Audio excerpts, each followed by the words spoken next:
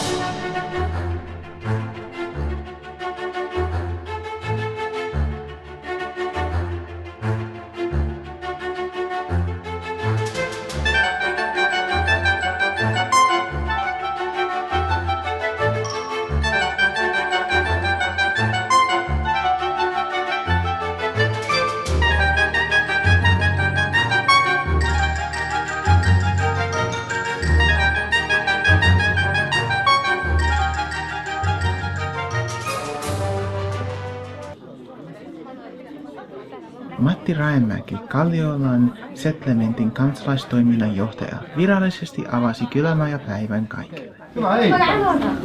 Tervetuloa kaikille tähän Kylämaja-juhlaan, yhteiseen oikeastaan kevään alkamisen juhlaan. Mun nimeni on Matti Raemäki, Kalliolan Settlementin kansalaistoiminnan johtaja. Ja tää on tosi suuri ilo saada tulla tänne näin pitämään tämä avajaispuheenvuoro.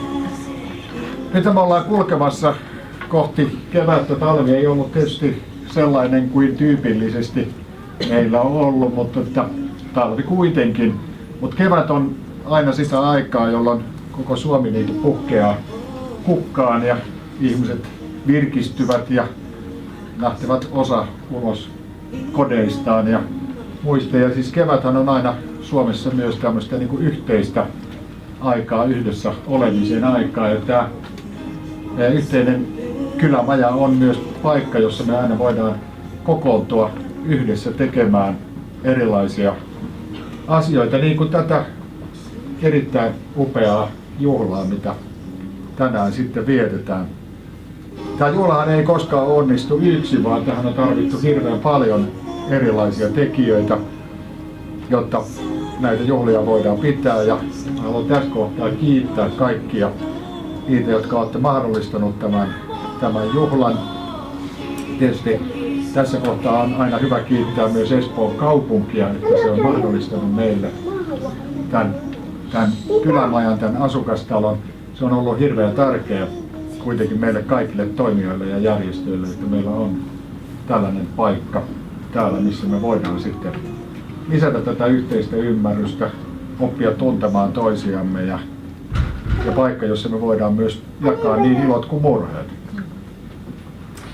Mutta tänään voidaan pitää sitä toista, eli iloita yhdessä, tutustua toinen toisiimme, tutustua toistemme kulttuureihin myös. Se on hirveän tärkeä osa meidän uudenlaista suomalaisuutta.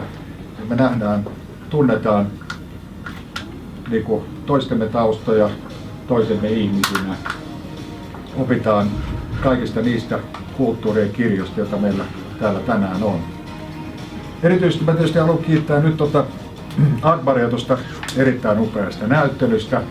Se, että me juhlitaan kevättä ja kylämajaa, niin meillä on aina täällä mukana myös tämmöinen vakavampi teema, ja tämä teema on lasten oikeudet.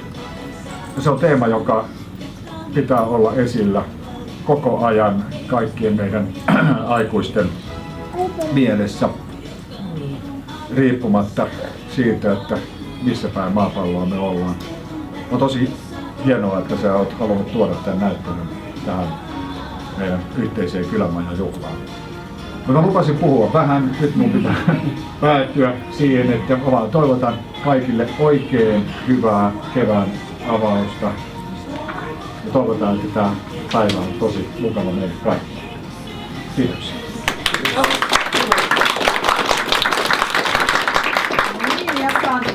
Oikein lämpimästi tervetuloa Kylämajaan meidän kaikkien kylämajalaisten puolesta. Meidän tunnistaa, jos ette vielä ole huomannut, niin kaikki, jotka täällä on jossain hommissa ollut, niin ja muutkin on kyllä ollut hommissa, kaikille ei vaan ole paikkaa. Niin, haluan vaan kiittää, että ilman teitähän ei olisi mitään asukastaloa, niin kuin Matti tuossa sanoi, että aina tää on vähän tällaista jännittävää, että kuka tulee ja kuka tekee. Ja taas yhden kerran, taas siis vuorossa 3. Kylämajajuhla. Ja tosiaan tasa-arvo ja lapset teemana. Olisitko sä halunnut, Akbar, nyt muutaman sanan sanoa tässä vai skoolataanko ensin? Joo. Ole hyvä. Taiteilija itse. Terve kaikille. Olen aikaisesti iranilainen. Tällä hetkellä asun Suomessa. Minulla on perhe ja 6 lasta. Olen Iranissa taiden opettaja. Saat mikrofonin. Tuot sä mikin, hei. Pankaa se musa pois. Oi! Ihan, uno momento. Noniin, jos siihen puhut, niin kuuluu paremmin. Joo, terve kaikille. Olen Akbar Sepidedam, iranilainen. Ja tällä hetkellä asun Suomessa. Minulla on perhe, 2 lasta. Ja olin Iranissa toimittaja tai taideopettaja. Ja minulla oli monta näytelmää Suomessa, Kemissä, Jyväskylässä, Helsingissä tai Espoossa. Ja viimeinen on täällä lasten oikeudet.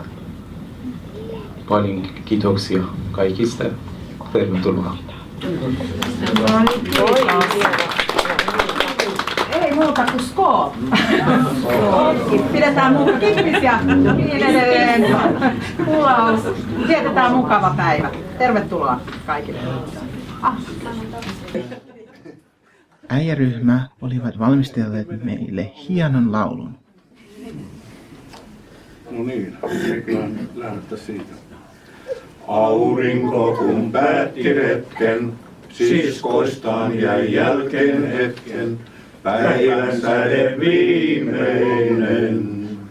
Hämärä jo metsään hiipi, päivän säde kultasiipi, juuri aikoi lentää eestä sen. Kun menninkäisen pienen näki vastaan tulevan, se juuri oli noussut luolastaan. Kas menninkäinen ennen päivän laskua ei voi milloinkaan olla päällä maan. Katselivat toisiansa, menninkäinen rinnassansa, tunsi kuumaa leiskuntaa. Sanoi poltat silmiäni, mut en ole eläissäni nähnyt mitään yhtä ihanaa.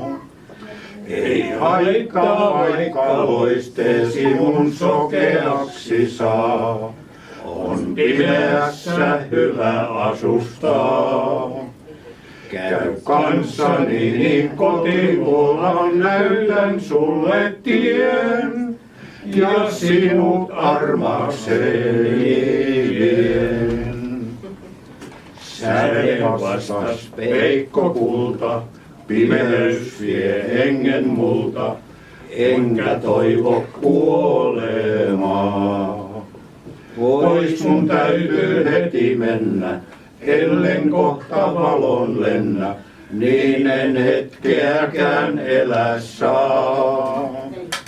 Niin lähti kaunis päivän säde, mutta vieläkin menninkäinen öisin tallustaa. Hän miettii, miksi toinen täällä valon lapsi on, ja toinen yötä raastaa.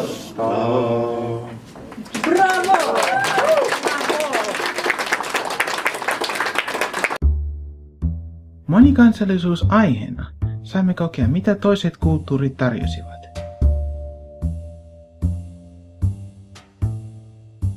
Tarjolla oli Nepalista,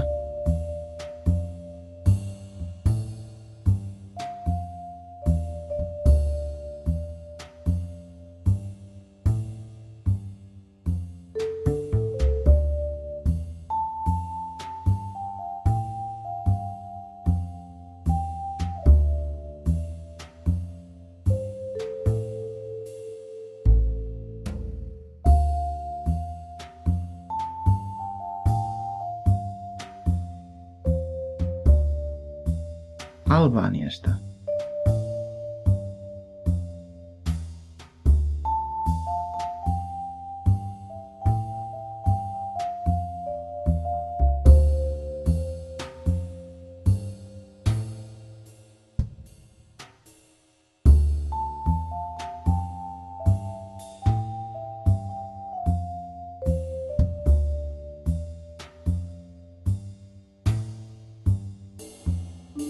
Bulgariasta,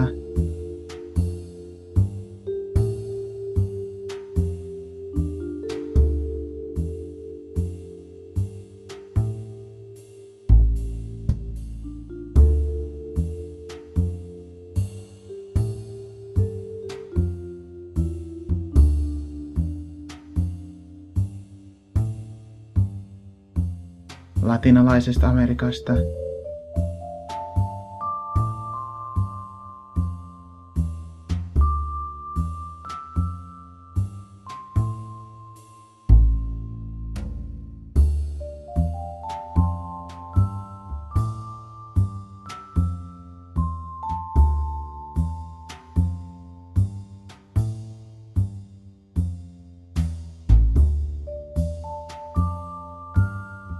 Somaliasta,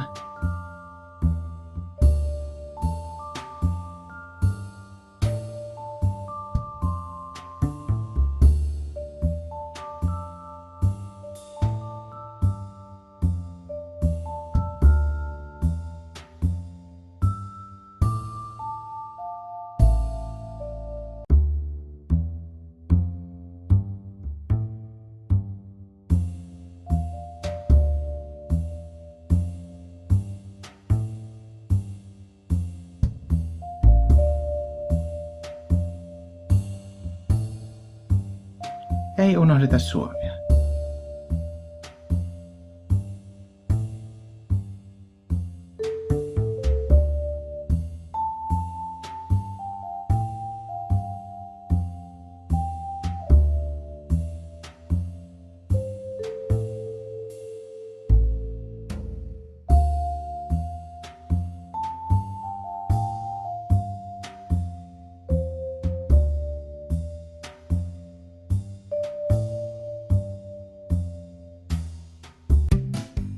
Myös lapsille riitti viihdettä.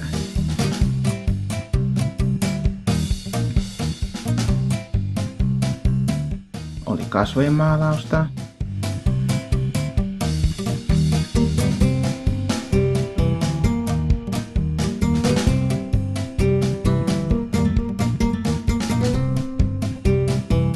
maalausta,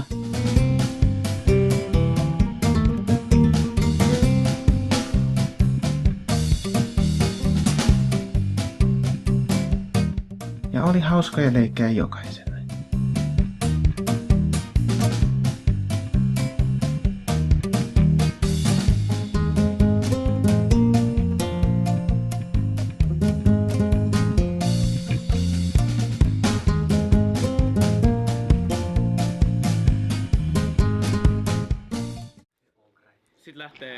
Hieman vanhemmillekin oli tekemistä.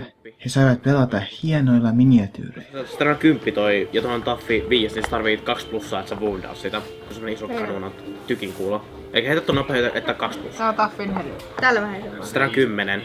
Heitä mä täällä vaan. Täällä vaan. Joo, 2 plussaa. Sä woundaat sen, se kuolee automaattisesti. Silloin 3 Se tekee D6 woundia joka tapauksessa. Se on Strana 10 instant death ja tai mikä killing on, whatever. Joo. Eiks kano niinku heitti ogre niinku ruuskoon? Joo. Sitten on rotavuoro. Rottavihan vuoro.